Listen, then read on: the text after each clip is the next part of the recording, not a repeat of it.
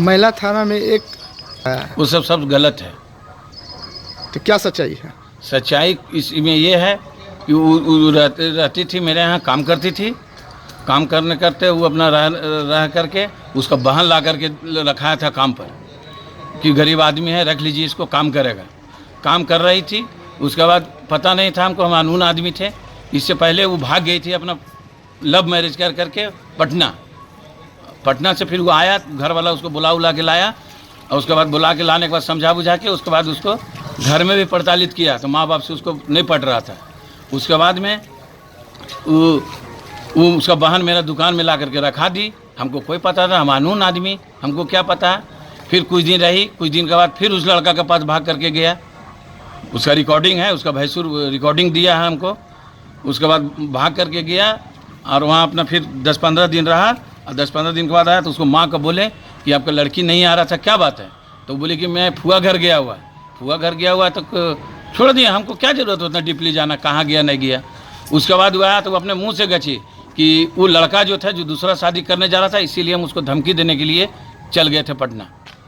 तो फिर वो आया, फिर आना जाना चालू किया। फिर हमको बार बार बीच में रोता था कि देखिए हमको छोड़ देगा, ये करेगा वो करेगा। हमसे सला इसके साथ ऐसा किया है, लेके भागा 1 महीना पहले, फिर 10 दिन रह करके आया है। तो फिर जा करके इसको मिला जुला करके शादी भी बाप माँ से पूछ करके करवा दिए। इसमें मेरा क्या गलती है? शादी के पहले आरोप लगाता है। आरोप जब हम गलत हैं तो आरोप लगाना चाहिए। शादी 3 महीना हो गया, अभी वो कल बोल भी रही थी कि 1-1.5 महीना का प्रेग्नेंट भी है वो। तो क्या लगता है ये आपको? वो एकदम वो झूठा, सारा सर झूठा आरोप है। इसमें कहीं सत्य नहीं है। सत्य है तो फिर मेडिकल चेक करवा दे। दूसरा आरोप है कि वो जो है 5 सालों से काम कर रहा, कोई पैसा नहीं 5 साल कोई का सारा पैसा उसको दे दिए। जब इतना बड़ा आरोप लगा सकता है तो पैसा का कौन आरोप है? पैसा का आरोप लगाया भी तो उसको बुला करके उसका पति, उसका माँ सब बैठ करके बातचीत करके उसको दे दिए। बोले जाओ बाबू, तुम अपना कमाना खाना, कोई दिक्कत नहीं है। कितना दिए थे पैसा उसको दिए थे 20,000 रुपया नगद, और एक 60,000 का चेक जो हम अपना वाइफ के अकाउंट से दिए थे। मेरे अकाउंट में पैसा था, कल दिए हैं।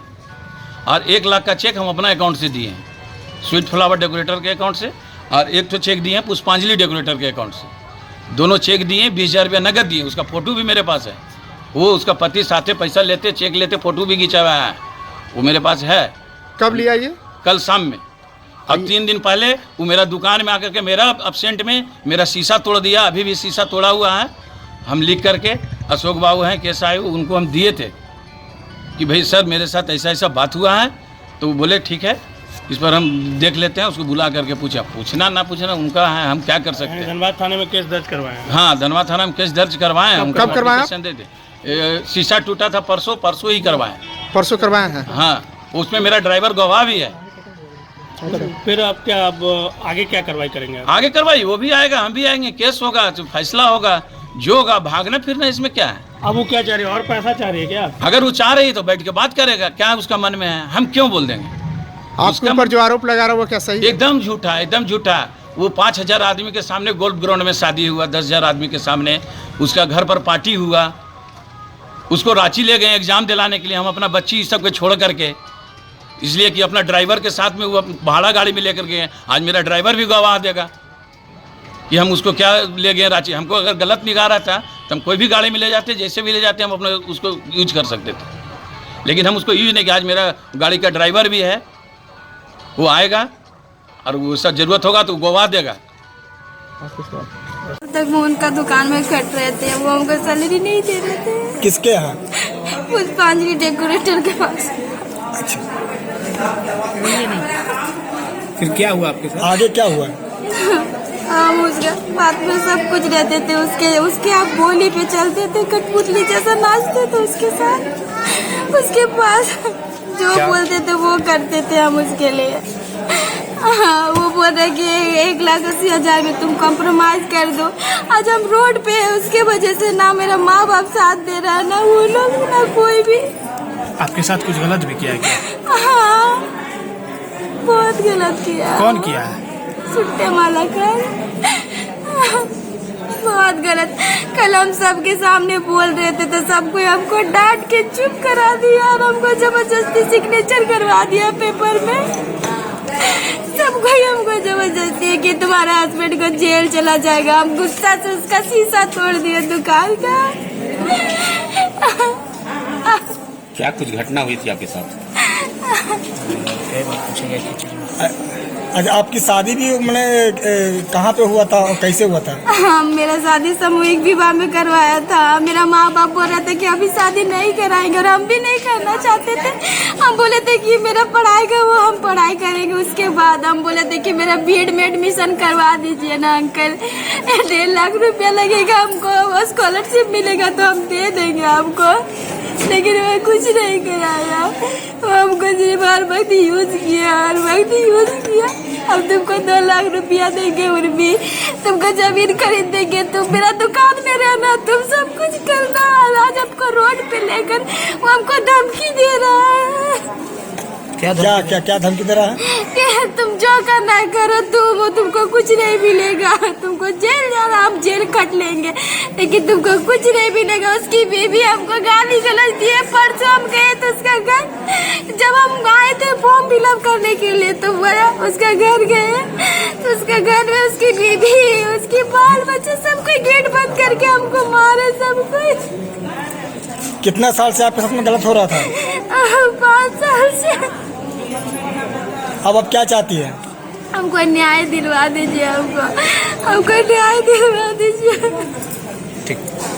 चूंकि एसोसिएशन से जुड़ा हुआ है प्रदीप से भी जुड़ा हुआ क्या? हाँ, प्रदीप अंकल है। किस तरह से आपको इस जाल में फंसा गया था? प्रदीप अंकल कुछ नहीं, प्रदीप अंकल बोले कि हमको तुम ये, हम उसका दुकान गए थे, हम बोले कि बैठ के सारा सॉल्व कर लो, तो वो बोले कि तुमको 1.5 लाख रुपया मिल रहा है, तुम ये कर लो, हम तुमको बर्तन सेट दे रहे हैं, तुम ये कर लो। अब प्रदीप अंकल सब कोई भी मेरा नहीं सुन रहा था। प्रदीप अंकल उससे पहले मैंने किस तरह से आपको, हाँ, जिस समय आपके साथ में उठाया है, आपका शोषण किया है? नहीं, कोई नहीं, मलाकारी किया है, सिर्फ सुट्टे मालाकार। वही आपका यौन शोषण किया है ना, शादी का झांसा देकर। हाँ, शादी का झांसा देकर नहीं, वो बोलता था कि हम तुमसे प्यार करते हैं, हम तुमसे शादी करना चाहते हैं। मेरा माँ बाप को भी बोला था, हम बोले थे नहीं, हम आपसे नहीं शादी करेंगे। उसकी बीबी को लेके आता था आधार कार्ड लेके कि चलो तुम मेरे साथ कोर्ट मैरिज करो। उसकी बीबी से पूछ लीजिएगा, अगर हम झूठ बोल रहे हैं तो मेरा माँ बाप से पूछ लीजिएगा। फिर लास्ट में आपको सामूहिक विवाह में शादी करा दिया गया? लास्ट में सामूहिक विवाह में मेरा जबरदस्ती ये लोग मिल के शादी करवा दिए मेरा।